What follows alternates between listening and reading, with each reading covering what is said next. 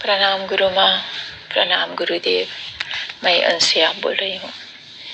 मैं ये कहना चाहूँगी कि सालों से मैं ब्रह्म मुहूर्त में उठकर सूर्य भगवान को अर्घ देती हूँ। बाहर आंगन में बारिश हो या साइक्लोन कभी भी मिस नहीं करती हूँ आज तक।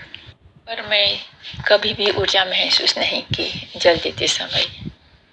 जो साधना मैं कर रही हूँ, शुरुआत से अंत तक मैं ऊर्जा महसूस करती हूँ, खासकर मेरे क्राउन चक्र पर, और बहुत इंटेंस ऊर्जा महसूस करती हूँ। और जल देते समय वही ऊर्जा मैं रीढ़ के हड्डी में फील करती हूँ। जल देने के बाद वही ऊर्जा दोबारा से क्राउन चक्र पर मैं फील करती हूँ। आज साधना के बाद जब गुरु माँ ने कहा सबको बैठकर आराम से बैठने को, तो गुरु माँ से इतनी अपनापन महसूस हुई कि लगातार आंसू के बूंदे गिरने लगे। मैंने खूब रोई क्योंकि मुझे गुरुदेव और गुरु माँ दोनों मिल गई। थैंक यू सो मच गुरु माँ, गुरुदेव। चरणों में कोटि कोटि प्रणाम। Thank you. प्रणाम आपको।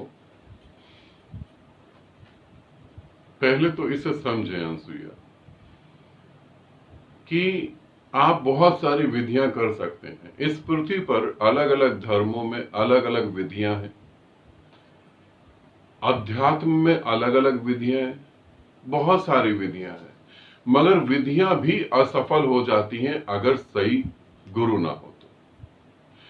अगर गुरु नहीं है और जीवित गुरु नहीं है तो विधियां भी असफल हो जाती हैं। जीवित गुरु का होना जरूरी है। और तुम इतने टाइम से ध्यान कर रही थी, ऊर्जा भी नहीं महसूस हो रही, अब ऊर्जा महसूस होने लगी, बहुत शुभ है। इसे ही समझें कि जीवित गुरु का होना बहुत ज्यादा जरूरी है। विधियों से कुछ नहीं होता।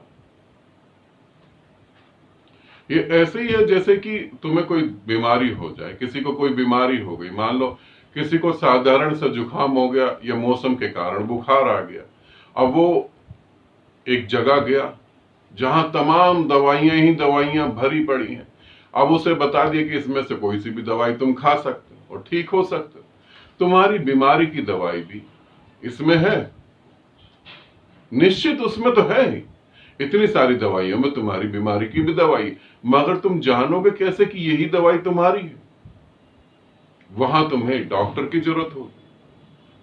अगर तुम अपने आप ही ये दवाई खा लो, कभी वो दवाई खा लो, जैसे साधक करते हैं, कभी ये विधि करो, कभी वो विधि करो, कभी ऐसा कर लो, कभी वैसा कर लो, तो वो अपने आप को और बीमार कर देते हैं और विक्षिप्त कर लेते हैं।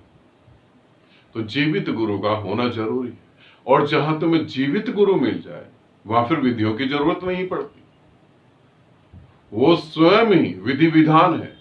वो तुम्हें मिल जाए तो वो तुम्हें वैसे ही ले जाएगा जहां तुम्हें पहुंचना है। फिर तुमने ये भी कहा कि तुम्हें गुरु मां मिली और तुम्हें उसमें अपनापन लगा। यहां तक मैं तुम्हें कहूंगा, यहां तक तो बातें तुम्हारी पकड़ में आ गई। यहां तक बहुत सारे साधक साधिकाओं के बातें पकड़ में आ जाती हैं। तुम गुरु से मिलो तो गुरु से मिलने के बाद तुम्हें एक अपनापन लगेगा। तुम्हें ऐसे लगेगा हाँ शायद यही तो मेरे जीवन का उद्देश्य था। तुम्हें ऐसा लगेगा हाँ मेरे को यही तो आना था, मुझे यही तो अब जीना है सारा जीवन। तुम्हें ऐसा लगेगा। मगर जैसे ही तुम्हें ऐसा आभास होगा, जैसे ही तुम्हें ऐसी चीजें महसूस होने लगेंगी, जैसे ही तुम्हें अपनापन लगने लगेगा, ऐसे लगेगा कि तुम छोटे से बच्चे की तरह हो रहे हो और तुम छोटे से बच्चे की तरह भी हो जाओगे। वहीं पे तुम्हारा मन तुम्हारे विपरीत काम करेगा, तुम्हारे अपोजिट खड़ा हो जाएगा। वो कहेगा कि नहीं नहीं ऐसा नहीं, मैं धोखे में आ रहा हूं। ये व्यक्ति गुरु कैसे हो सकता है? क्योंकि मन के पास गुरु की परिभाषा एक अलग है। मन के पास गुरु की परिभाषा है लंबी दाढ़ी हो, बड़ा बड़ा चोगा पहना हो, मीठी मीठी बातें करता हो, तुम्हारे अहंकार को तृप्त करता हो, तुमसे कभी वो मिले नहीं, दूर दूर रहे। मन के पास गुरु की एक अलग ही परिभाषा है। एक स्त्री आई मेरे पास, वो बताने लगी बड़े गर्व से, बताने लगी मेरे गुरु हैं, वो स्त्रियों को बहुत दूर रखते हैं, बहुत पहुंचे हुए संत हैं। तो मैंने उनसे पूछा, मैंने कहा स्त्रियों को दूर क्यों रखते हैं? स्त्रियों को कोई स्किन की प्रॉब्लम हो गई क्या, या स्त्रियों को कोई छुआछूत की बीमारी हो गई, दूर क्यों रखते हैं? पुरुष को वो पास रखते हैं, स्त्रियों को दूर रखते हैं। मैंने कहा स्त्रियों से इतनी एलर्जी क्यों? उन्होंने बोला नहीं, वो बचपन से ही ऐसे हैं, वो स्त्रियों को दूर ही रखते हैं। तो मैंने बोला फिर वो तो पुरुष के पेट में 9 महीने बिताए होंगे उन्होंने, स्त्री के पेट में 9 महीने तो नहीं बिताए होंगे। अपनी वासनाओं से डर गए वो, इसलिए स्त्रियों को दूर रखा। स्त्रियां पांव नहीं छू सकती, और स्त्रियां इस बात को सुनकर बड़ी खुश हैं। ये पहुंचे हुए संत, वो पहुंचा हुआ संत जिसे अभी स्त्री और पुरुष दिखाई दे रहे हैं, वो कहां पहुंच गया? जो चमड़े पे ही अटका हुआ है, जो शरीरों पे ही लटक गया, अभी वो कहां पहुंच गया? ऐसी गुरु की हमारे दिमाग में पहले से परिभाषा होती है। तो उस जगह जहां तुम्हें अपनापन महसूस होगा, वहां तुम्हारा मन तुम्हें यह भी बताने लगेगा। अब यहां जहां तुम्हें अपनापन महसूस हो रहा है, अब उस अपनेपन में पूरी तरह डूब जाना। वही है समाधि, वही है प्रेम, वही है परमात्मा, और कहीं नहीं है। अब किसी विधि की चिंता नहीं करना। जिन भी साधकों के साथ ऐसी घटना घट रही हो, अब विधि की चिंता नहीं करो, अब तो उस अपनेपन में जियो, अब तो उस अपनेपन में डूबो। विधि की तो छोटी सी एक कीमत है। मान लो तुम मेरे साथ ग्रुप में जुड़ते हो, तो मैं बता देता हूं ग्रुप की ये फीस है, वो जस्ट बता देते हैं, प्रज्ञा बता देती है, आकाश बता देता है कि ग्रुप की फीस है। ये तो छोटी सी फीस है, मगर जब तुम अपनेपन में डूबते हो, अब इसकी फीस बहुत बड़ी है। अब तुम्हारा मन तो विपरीत होगा ही होगा, अब तुम्हारा समाज विपरीत हो जाएगा, अब सभी लोग विपरीत हो जाएंगे।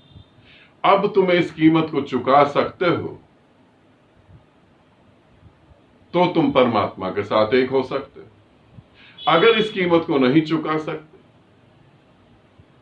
तो अनंत अनंत जन्म लेने के बाद फिर इस कीमत चुकाओगे तो यही कीमत। जिसे संसार की चिंता है उसे परमात्मा कभी नहीं मिलता, और जिसे अपनेपन की चिंता है उससे परमात्मा छूट ही नहीं पाता। ठीक है, इसे समझना, आनंदित रहना, सदा खुश रहना। बहुत बहुत प्रेम तुम्हें, और तुम्हारी यात्रा बहुत अच्छी हो रही है और बहुत तेजी से हो रही है। इसी तरीके से डूबो और अपने परमात्मा में एक हो जाओ।